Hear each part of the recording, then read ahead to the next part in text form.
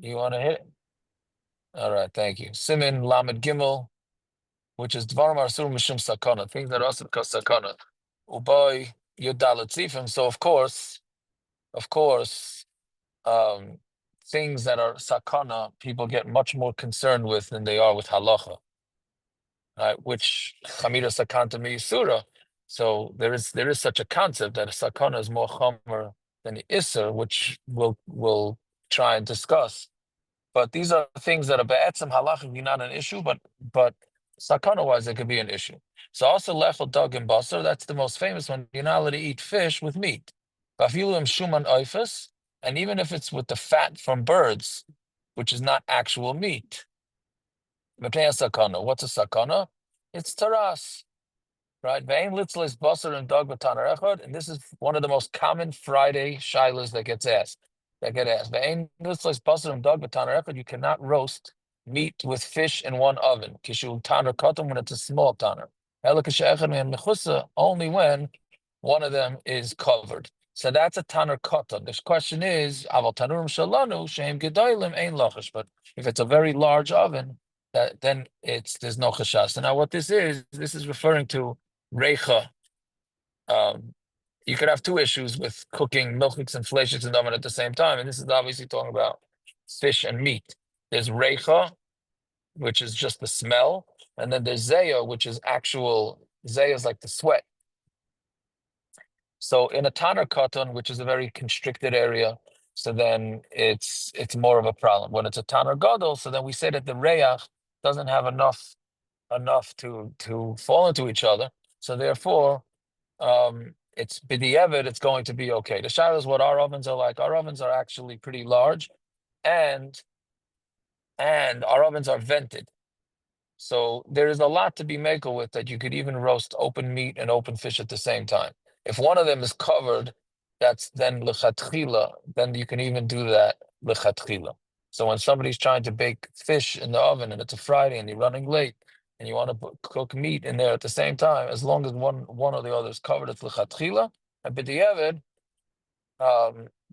then it's going to be okay because we paskin reicha b'di'evid is mutter. Okay. Base now, so and then of course when you learn this, then all these silos come out. So somebody mamish 5 minutes ago texted me that they dipped fish into a dip. Can they now dip meat into that same dip? So that shouldn't be a problem unless you see fish there that fell in. Then last night I learned this with my boys. The night I learned the next day with my boys.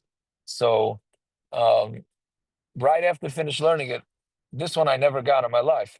This maybe I did, I forgot. So somebody had no idea what they put something in the microwave to heat up. They have no idea whether it's fish, chicken, or a mix of both. Right? So can they eat it or not? They don't know what they put in the microwave? Yes. They have no idea. I guess it looks like a patty of some sort. I didn't ask exactly. That's what they What did they assumed. make? What did they buy? They don't know? I think they made it themselves, and they must make chicken patties and fish patties. That's the way I assumed. And they had no idea, and they put them together, and they have no idea if it's fish, meat. I don't know why they can't tell the taste. I mean, They don't you even put them want on to a taste bun and it. they all taste the same. Right. So exactly. So they didn't even want to taste it because of the sakana. I said, what should I tell you? It's a suffix. It's a suffix, and it's chicken. It's really mutter. They said they don't want to eat it. Okay, so don't eat it. Right. Okay, that was an interesting shiloh. Fine. Bays. Now, bays is a halacha that I think many people are not aware of that they have to keep. When somebody eats fish and then afterwards eats meat, which is most people on Shabbos, or the opposite, which is another common thing. People think that it's usher to eat meat and then fish because we're so used to having fish and then meat. There's no difference between having fish and then meat, and then you can go back to fish or meat and fish. And I mean, it's they think because after meat you're not allowed to have dairy, so after meat you're not allowed to have fish. It's not true. It's just that's the way we do it on Shabbos. But anyways, in between fish and meat or meat and fish, yesh lechel b'neim k'tzas pas. You should eat some bread. V'lishlas eza mashke, and to drink something. Davi kinuach v'hadacha. That's called wiping. Kinuach means you're wiping out the Peretz mouth, knows what and Eza hadacha and Mashke washing. is. That's So mashka. So the minig in the veld is that you have a l'chaim. That's where the minig came from. After the fish, you have a l'chaim. But the problem is that people don't realize another part of the halacha is that you also have to have challah. Meaning, so between the fish, when you finish with the fish until you get to the soup or to the meat, it's not just enough to have a mashka. By the way, mashka doesn't have to mean alcohol. It can mean any liquid. You want to have liquid because that washes away the taste of the fish in the mouth. And you also want to have bread or cake, but not vegetables, not a smooth food. You want to have something that's a little rough so that wipes down the residue that's left in your mouth from fish. So you really water's require both. fine. Even water is fine, yes. But the people forget about the kinuach part. You got to do both, right? That is the halacha. It's a straight halacha. If you're I mean, it's having halacha based herring on with sakana. crackers, like at Yes, a kiddush, if somebody's having herring and crackers, are they able to yes. then You have drink? And yes. Have the cracker though. Have a cracker after you're done with the fish, right? You have to make sure you You eat the don't get both cracker at after once? the fish. If you do both at once, I think it doesn't work. I think it doesn't work. Right? Is the schnapps like the burning acid or the alcohol aspect maybe like a both? Maybe, but yeah, I don't. It could be, but that you don't swoosh it around your mouth. At least maybe some people do. Maybe some people do, Right. but that's also an Like maybe that's advantage where to the eating. minig came from. Could be, could be. And it doesn't say that as far as I remember. It says kinuach and adacha. Okay, gimel. Tzarich lizar mizayas adam. This one I think is not really so nageya. You have to be careful from the sweat of people. Shekol zayas adam hu sama mavis. Any sweat from a person is considered sama mavis, like the poison of death. Puts mizayas upon him, except for the sweat from a face. You should make sure not to put food between your clothing and your basar, which from I think what the Gemara says is to hide food under your armpits, right? I mean, I don't think anybody does that, and especially if you have an undershirt, if you do hide it. The Pnei Azaya, the reason is because the Zaya is the Sama Mavis. I mean, it sounds like even your own Zaya, not only somebody else's. Don't put money into your mouth, because perhaps there's some Zaya on it. Because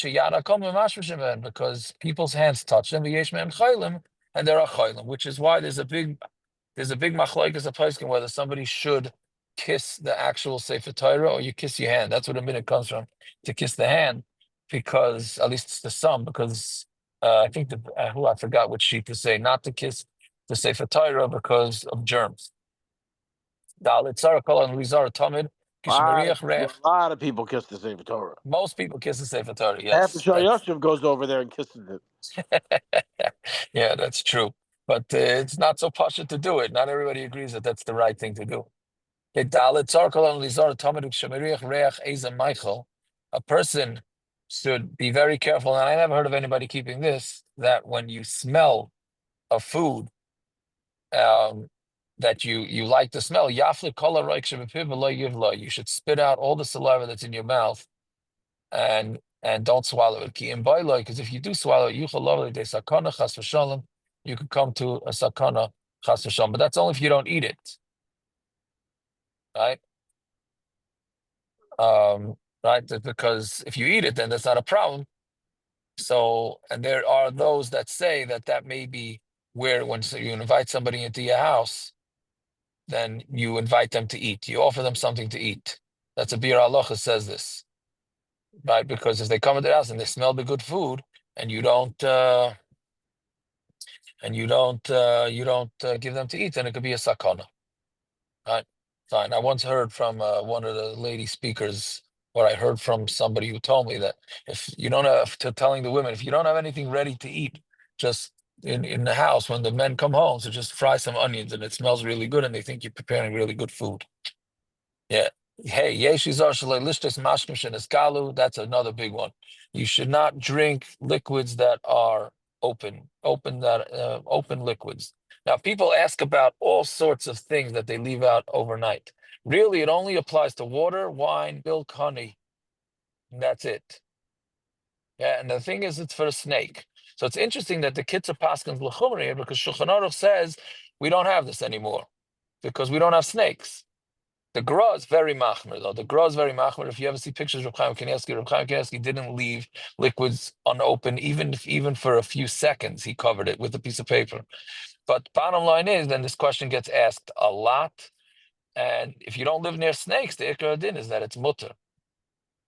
Fine. Vav. Also, litin davar Michael and mashkim tachas amita. Another, this is the big summer camp, Sila, that you're not allowed to put food or liquid under a bed, even if they're covered, because there's a ruach ra. Now, notice it doesn't say under a bed that somebody's sleeping in. It just says under a bed.